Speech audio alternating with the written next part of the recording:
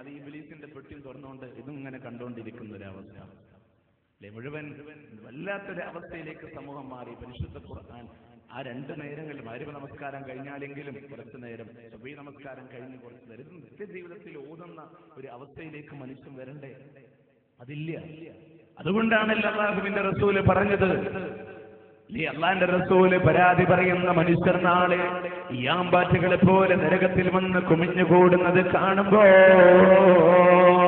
അള്ളാഹുവിന്റെ റസൂൽ സല്ലല്ലാഹു അലൈഹി വസല്ലമ അള്ളാഹുവിന്റെ മുന്നിൽ പരാതി പറയുകയാണ്. വഖാല റസൂൽ യാ റബ്ബി ഇന്ന ഖൗമി ഇത്തഖദൂ ഹാദൽ ഖുർആന മഹ്ജൂറാ. വഖാല റസൂൽ അള്ളാഹുവിന്റെ റസൂൽ പറയും, യാ റബ്ബി എന്റെ നാഥാ ഇന്ന ഖൗമി നിശ്ചയമായും എന്റെ ജനത ഇത്തഖദൂ ഹാദൽ ഖുർആന മഹ്ജൂറാ, ഈ ഖുർആനിനെ അകന്ന കോടിയിലേക്ക് തള്ളിക്കളഞ്ഞു നാഥാ എന്ന് അള്ളാഹുവിന്റെ റസൂല് പരാതി പറയുമ്പോ ആലോചിച്ചിട്ടുണ്ടോ ആർക്കെതിരെയാ പരാതി പറയുന്നത്? അത് പഠിക്കാത്ത നമ്മെ സംബന്ധിച്ചാണോ? അത് നിത്യജീവിതത്തിൽ പാരായണം ചെയ്യാത്ത നമ്മെ സംബന്ധിച്ചാണോ? അതിന്റെ ആയത്ത് കേട്ടുകൊണ്ടെങ്ങാനും നമ്മുടെ ജീവിതത്തിൽ ഒരു മാറ്റമുണ്ടായിട്ടുണ്ടോ? ഒരാൾ യഥാർത്ഥമായ വിശ്വാസിയാണോ? പരിശുദ്ധ ഖുർആൻ എന്തേ പഠിപ്പിച്ചത്? 8-ാം അധ്യായത്തിന്റെ 2-ാമത്തെ ആയത്തിലൂടെ വഇദാ തുലിയത് അലൈഹിം ആയാതുഹു സാദതുഹും ഈമാനാ. ഒരാൾ വിശ്വാസിയാണോ? പരിശുദ്ധ ഖുർആനിന്റെ ആയത്തെങ്ങാനും അവരുടെ മേൽ ഓതപ്പെട്ട് കഴിഞ്ഞാൽ ഫസാദതുഹും ഈമാനാ, അവരുടെ വിശ്വാസം വർദ്ധിക്കുമെന്ന് ഖുർആൻ. എത്രമാത്രം ആയത്തുകൾ നമ്മൾ കേട്ടവരാ. അതുകൊണ്ട് ഈമാനിനൊരു വർധനമുണ്ടായിട്ടുണ്ടോ?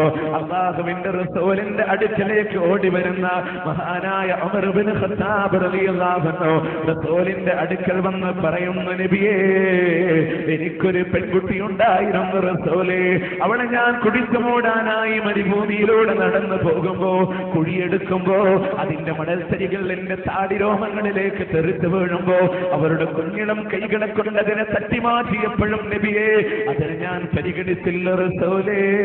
എന്റെ മകളെ ഞാൻ കുഴിയിലേക്ക് കുടിച്ചു മൂടുമ്പോ ആ മണൽത്തരികൾക്ക് മുകളിലൂടെ എന്റെ പിഞ്ചോമന മകളുടെ കയ്യുന്നര പുറത്തേക്ക് വരുമ്പോഴും റസൂലേ അതിനെ ഞാൻ പരിഗണിച്ചു പോയില്ല.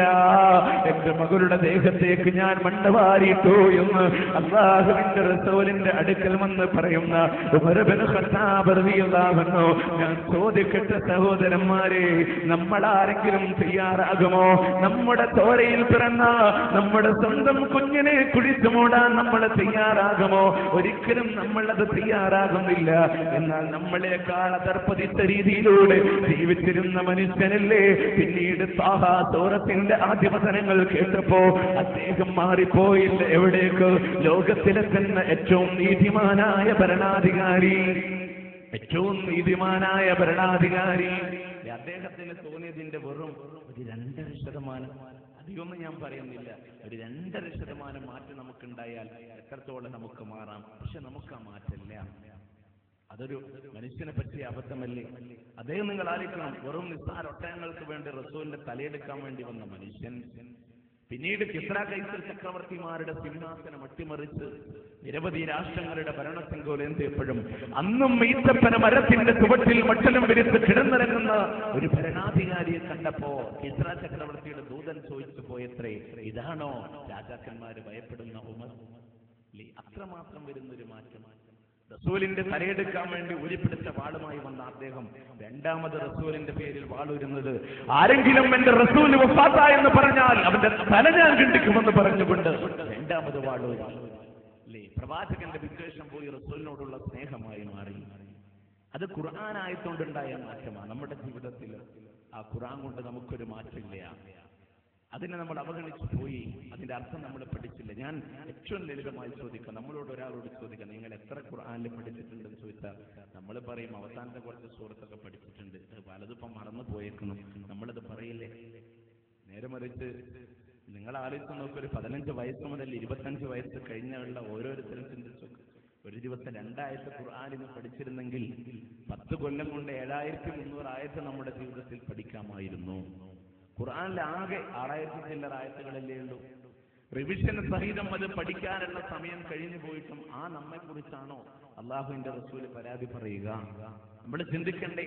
അതുകൊണ്ട് ഖുർആൻ നിത്യജീവിതത്തിൽ ഓതുന്ന കാര്യത്തിൽ അപകടങ്ങൾ സംഭവിച്ചു പോയി. ആ ഖുർആനിൽ നിന്ന് വിട്ടുപോകാനുള്ള സംഗീതങ്ങളുടെ വിഷയമാണെങ്കിലും ഇന്ന് മുസ്ലിം സമൂഹം സംഗീതത്തിൽ മതിമറന്നു പോയിരിക്കുക. നിങ്ങൾ ആലോചിച്ച് നോക്കണം, നമ്മുടെ ഈ സഹോദരിമാരുടെ പേരിലൊക്കെ പാട്ടുണ്ടാവും. ഇതൊക്കെ നമ്മുടെ മൊബൈലിലുണ്ടാവും. അല്ല, ഞാനിതില്ലാന്ന് നിങ്ങൾക്ക് നിഷേധിക്കാൻ കഴിയില്ല. ഇനിയിപ്പോ ആകാംക്ഷ, മുസ്ലിം സമൂഹത്തിന്റെ ആകാംക്ഷ ഒരു കൊല്ലം കൂടെ കഴിയുമ്പോൾ മുസ്ലിം പേരൊക്കെ തീർന്നിട്ട് വല്ല കൽബാണ് കാർത്തിയായിനി, കൽബാണ് അമ്മിണി എന്നും പറഞ്ഞ് അടുത്ത ആൽബം രംഗത്തിറങ്ങുമെന്ന് വരെ ചിന്തിക്കേണ്ടെന്നൊരു സമയത്തില്ല അല്ലേ? ഇനിയിപ്പോ ഇല്ലാത്തവരാരും വിഷമിക്കേണ്ട, 2 മാസം കൂടെ അതും കവർ ചെയ്യുന്ന ഒരു അവസ്ഥയല്ല ഇന്ന് അതിന്റെ പുരോഗമനമുള്ളത്. അതിനെ മൊബൈലുകളിൽ വെച്ചുകൊണ്ട് പരിശുദ്ധ ഖുർആൻ ശ്രദ്ധിക്കപ്പെടുന്ന ഒരായത്താണ്. ഖുർആനിൽ നിന്ന് ജനങ്ങളെ തെറ്റിക്കാൻ വേണ്ടി നളീർ ഇബ്നു ഹർസ് എന്ന് പറയുന്ന മനുഷ്യൻ കഥാനോവലുകളെ വിതരണം ചെയ്തിരുന്ന ഒരു അവസ്ഥയുണ്ടായി. അന്ന് പരിശുദ്ധ ഖുർആൻ അതിനെതിരെ ശബ്ദിച്ചൊരായത്ത് എക്കാലത്തും നിലകൊള്ളുന്നതാണ്. ഖുർആനിലെ 31-ാമത്തെ ആയത്തിന്റെ 5-6 ആയത്തുകൾ.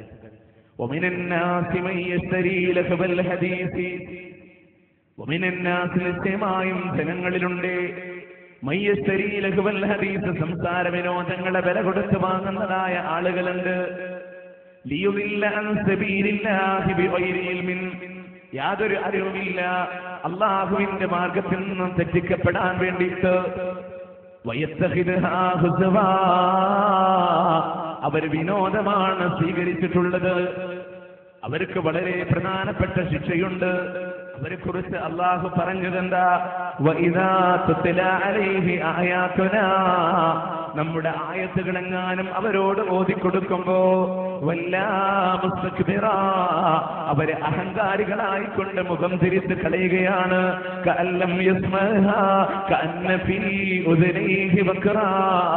അവരത് കേട്ടിട്ടേ ഇല്ല എന്നുള്ള പോലെ, അവരുടെ ചെവിട്ടിലേതോ മോടി വെച്ചടച്ച പോലെ മുഖം തിരിച്ച് കളയുന്ന ആളുകൾ വേദനാജനകമായ ശിക്ഷ കൊണ്ട് റസൂലേ അവർക്ക് സന്തോഷവാർത്ത അറിയിച്ചു കൊള്ളുക നബിയേ.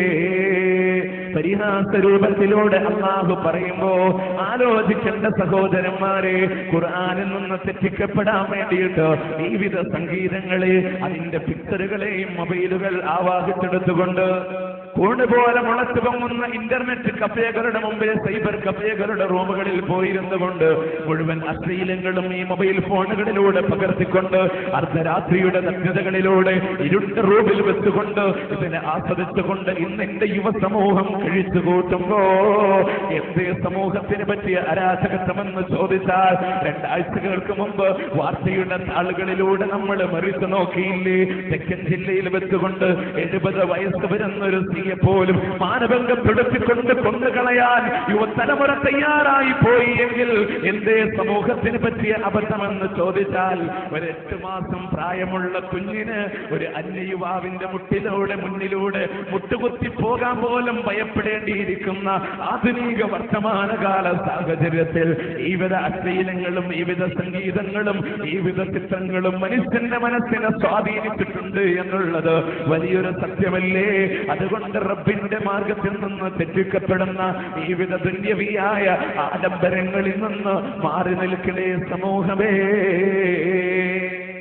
വല്ലാത്തൊരു അവസ്ഥ. ഒരു ക്യാമ്പസിലാണെങ്കിൽ പോലും ഈ മൊബൈൽ ഫോൺ കൊണ്ടൊക്കെ ഉള്ള ഒരു അനർത്ഥം എന്താണെന്ന് ചോദിച്ചാൽ, രാത്രി മാന്യമായിട്ട് ഉറങ്ങുന്ന കുട്ടികളില്ല. സത്യം, നമ്മുടെ ഒരു 11 മണി കഴിഞ്ഞ ഹോസ്റ്റലിലെ ബെഡൊക്കെ കാലി ഉണ്ടാവും. ഓരോരുത്തരുതായിട്ട് കയറിയിട്ടുണ്ടാവും. നമ്മളത് ഇപ്പോഴത്തെ ഒരു പ്രത്യേക അനുഭവം കൊണ്ട്, ഇപ്പോൾ BEd കോളേജിലൊക്കെ ഒരു അനുഭവം കൊണ്ട് പറയും, ഒറ്റൊന്നും ഉണ്ടാവില്ല, എല്ലാവരും മൊബൈലായിട്ട് പോയി. എന്തിനേറെ പറയണേ, പഠിപ്പിക്കുന്ന അധ്യാപകർ വരെ മരത്തിന്റെ മുമ്പത്താണ് 11 മണിക്ക് ശേഷം അല്ലേ? അപ്പൊ ഇത് എന്തുകൊണ്ട്? വിദ്യാഭ്യാസം ഇല്ലാത്തതിന്റെ കുറവല്ല, മതവിദ്യാഭ്യാസം ഇല്ലാത്തതിന്റെ കുറവാണ്. മനുഷ്യന് അറിവുണ്ടാവാണെങ്കിൽ ഇപ്പോൾ കേരളത്തിലെ ഏറ്റവും നല്ല വിദ്യാഭ്യാസ പുരോഗതി ഉണ്ടെന്ന് അവകാശപ്പെടുന്ന തൃശ്ശൂർ ജില്ലയിൽ എന്തുകൊണ്ട് ഏറ്റവും കൂടുതൽ ആത്മഹത്യ അവിടെ അല്ലേ? അതെന്തുകൊണ്ടാണ്? ഏറ്റവും കൂടുതൽ വിദ്യാഭ്യാസം ഉണ്ടെന്ന് അവകാശപ്പെടുന്ന തൃശ്ശൂർ ജില്ല, ഏറ്റവും കൂടുതൽ ആത്മഹത്യയിൽ 1ാം സ്ഥാനവും തൃശ്ശൂർ ജില്ല. അതെന്തുകൊണ്ട്? ധാർമ്മിക വിദ്യാഭ്യാസമില്ല, മതവിദ്യാഭ്യാസം നേടിയില്ല, പ്രമാണങ്ങളിൽ നിന്നുള്ള അറിവുണ്ടായില്ല, ഈ ജീവിതം എന്താണ് എന്നുള്ളതിന്റെ ലക്ഷ്യബോധം ഉണ്ടായില്ല. അതുകൊണ്ട് പറ്റുന്ന അബദ്ധങ്ങളാണ്. അതുകൊണ്ട് തന്നെ നമ്മുടെ ജീവിതങ്ങൾ നമ്മളത് ശ്രദ്ധിക്കേണ്ടതുണ്ട്. അതുപോലെ തന്നെ ദുനിയാവിന്റെ ആഡംബരം ആചാരപരമായിട്ട് ഏതൊക്കെ വിഷയങ്ങളുണ്ടോ, നമസ്കാരമാണെങ്കിലും നോമ്പാണെങ്കിലും സക്കാത്താണെങ്കിലും എല്ലാ കാര്യങ്ങളിലും മുസ്ലിം സമൂഹം അധർപതിച്ച് പോയി എന്ന് വെച്ചാൽ നിത്യേനയുള്ള ക്യാമ്പസ് ജീവിതങ്ങളിൽ പോലും മദ്യപാനം